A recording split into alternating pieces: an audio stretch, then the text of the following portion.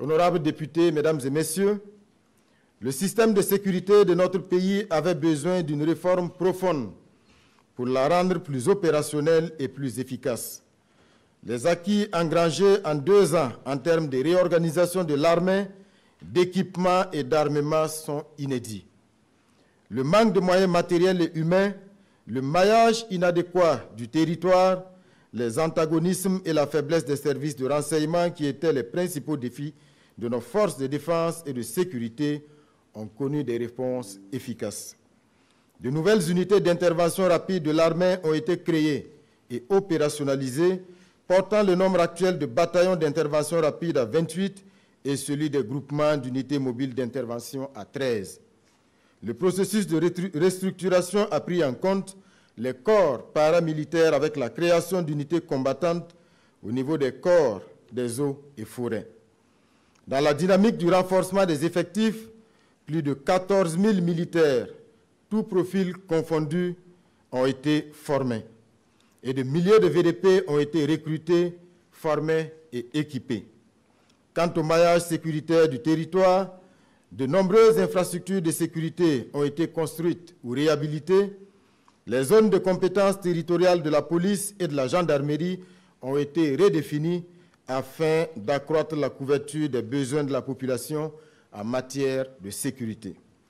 Les efforts du gouvernement et du peuple burkinabé, à qui je rends hommage pour le sacrifice consenti, ont permis de poursuivre l'acquisition d'équipements de combat, de surveillance, de protection, de sécurisation et de transport au profit de nos forces de défense et de sécurité. Cela a été possible grâce à l'engagement sans faille du peuple burkinabé qui a contribué en 2024 à hauteur de plus de 175 milliards de francs CFA dans le fonds de soutien patriotique avec un recouvrement de 99 milliards en 2023, soit un taux de progression de 76%. Cela marque l'engagement du peuple burkinabé à financer la lutte contre le terrorisme par les ressources endogènes et souveraines.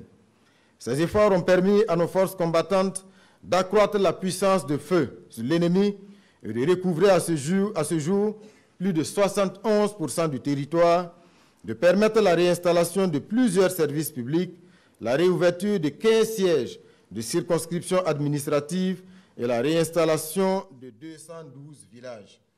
La dynamique se poursuit et d'autres zones sont en cours de consolidation avant les réinstallations.